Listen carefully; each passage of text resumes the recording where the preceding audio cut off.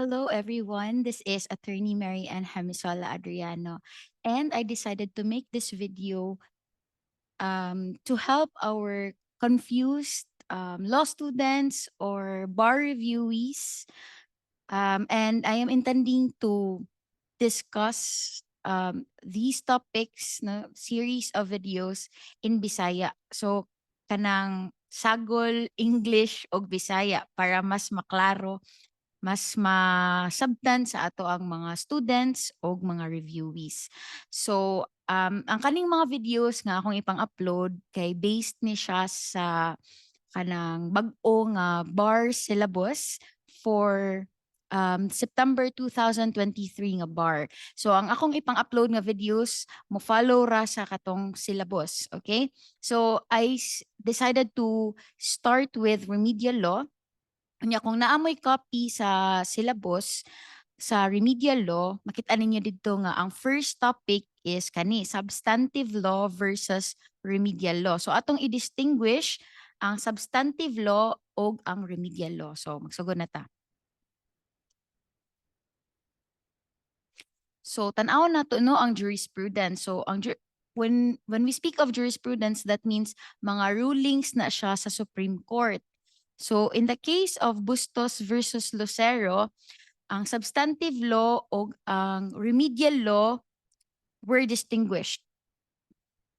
So based on this case, no, Bustos versus Lucero, the Supreme Court said nga ang substantive law is that part of law which creates, defines, and regulates rights. So mo na siya ang law nga naghatag nimo og right. Unya i-describe kung unsa ni siya nga klase nga right, okay? Or which regulates the rights and duties which give rise to a cause of action. Basta ang question gani, unsa akong right?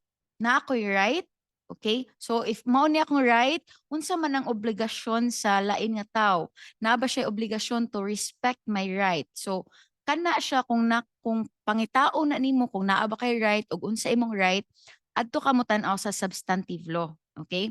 Or that part of the law which courts are established to administer. So in short, kung mo'y kag substantive law, general term siya or generic term siya sa mga laws nga naghatag nimo og right. So nisulti siya nga ikaw as this person or as this entity na kay inani nga rights. Okay, so mo na siya ang substantive law. On the other hand, remedial law or nasa lain nga terms aning remedial law, adjective law or procedural law. So kanas lang tulo no, adjective law, procedural law o remedial law parehas ra na sila. So ang adjective law or procedural or remedial law prescribes the method. So ang question ani is how. Kung dito sa substantive law, ang question is what are my rights, okay?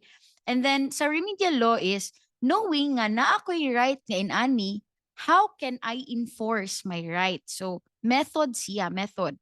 So describes or prescribes the method of enforcing your rights or obtain redress for their invasion. So if naay naka-violate sa imong right, so mangayo ka og redress or i-fix na nimo siya no, i-fix na nimo siya nga violation or ipa-stop nimo ang katong lain nga person from violating your right. So procedural law or remedial law ang imong tan-awon ana. So for example, nakoy right nga mopuyo sa ako ang balay. Okay? Unya nailain nga tawo gipapahawa ko by force. So na violate ang ako ang right. So ang question is unsaon man nako para ma-enforce nako, ma-protectan nako ang ako ang right. Unsaon or how? So ang imong tanaw na is remedial law. So if that law prescribes a method no of you enforcing your right, that law is considered as remedial law. Whereas kung kana siya nga law naghatag ra nimo siya og right no, nag-define siya kung unsa imong right, then that law is a substantive law. So example, if we apply the concepts of substantive law and remedial law or procedural law to criminal law. So for example, this particular law defines or gives us what acts are crimes? So kanus ka makaingon nga ang imuhang gibuhat considered as a crime o unsa may punishment ani nga crime. Okay, so an example will be your revised penal code, no? Dito sa revised penal code nag-ingon dito nga if manghilabot gani ka sa or manguha gani ka og butang nga dili imuha, then pwede siya considered as theft, crime siya. Unya, pila man unsa man ang punishment sa theft? So you define dito sa revised penal code depende sa value sa imong gikawat. So revised penal code is considered as a substantive law kay nag-define man siya, no? Nag-define man siya nga what acts are crimes. So unsa man ang right sa isa ka owner of a property. So naa siya right nga dili kuhaon ang iyang property. Kung imo kuhaon ang iyang property, then pagpangawat na siya and then it is considered a crime.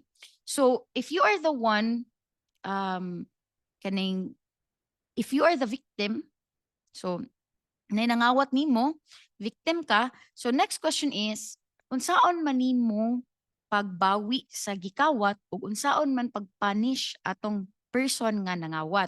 So adto na ta mo tan-aw ni adjective or procedural or remedial law. So this answers what steps should we undertake so that the one who committed the crime will be punished. So again, ingon didto sa revised penal code no nga if manguha ka og butang nga dili imuha with intent to gain, no, theft na siya. Ang question, unsaon man nato pag-file og case ato sa nangawat. So ang tan-aw nimo is ang rules of court. So ang rules of court considered di ay siya as remedial law because nagbutang man siya dito og steps kung unsaon nimo pag file og case against the person nga nangawat nimo. So again, as applied to criminal law, for example, revised penal code is a substantive law, while rules of court is a remedial law. So I hope that's clear. So if ever sa exam, not pangayuan mo og distinctions sa substantive law and sa remedial law, so here are examples. Anyway, if an exam asks you to distinguish one from the other, I think duha ka distinction or tulo ka distinction is already enough. So you don't need to enumerate all these distinctions. Tanawa lang kung unsay mas mutatak sa inyong mind. So as to definition, substantive law creates, defines, and regulates rights or which regulates the right and duties which give rise to a cause of action. So ako na nang explain kanina. Whereas ang remedial law prescribes the method of enforcing rights and obtain redress for their invasion. So I think kung exam or question sa exam no nga magpa-distinguish ninyo sa substantive law and remedial law, apila jud ni siya kani siya, very basic. And the next distinction as to establishment of vested rights. So si substantive law, maghatag siya og rights nimo no, so it makes vested rights possible. Whereas in remedial law, no vested rights may attach. Or wala kay makuha nga right from it. Ang remedial law will just tell you unsaon nimo pag-enforce sa imong right. Therefore, kung wala kay right in the first place, walay gamit nimo si remedial law. So, si substantive law lang ang maghatag og rights. Si remedial law, dili siya maghatag og rights nimo, but rather muhatag ra siya og procedure to enforce your rights. Okay? So, as to application, substantive law is prospective in application. So unsay pasabot sa perspective? Kung karong adlaw gipasar ang kana nga law, substantive law, mo apply lang siya currently and next kanang days, no? So current and in the future mo apply siya. Pero kung si remedial law, it is construed to be applicable to actions pending and undetermined at the time of their passage and are deemed retroactive in that sense and to that extent. So, mo apply siya kung naibag-o nga gipasar no nga remedial law, dili lang kay sa karon nga mga kaso siya mo apply, but rather mo apply sad siya sa mga kaso nga gipang file sa una pero pending pa until now. So, bisag gi-file na siya sa una, mo apply lang gihapon ang remedial law nga gipasar karon. So retroactive siya in that sense. As to origination, so asa na nagikan, asa man nag-originate. Si substantive law, it originates from the legislature. So the legislative department, diba? We all know that the legislative department is the department that will pass laws. No? So kani siya nga mga laws nga gipasar sa ato ang Congress or sa ato ang legislature, diha na nagikan ang substantive law. Whereas remedial law, no, for example, the rules of court, it does not originate from the legislature. So atong makit-an dira sa next na distinction no kung asa gikan. So it does not originate from the legislature, but bisan og wala siya nagagikan sa legislative department, kani siya nga remedial laws, they have the force and effect of law as long as it is not in conflict with the substantive law.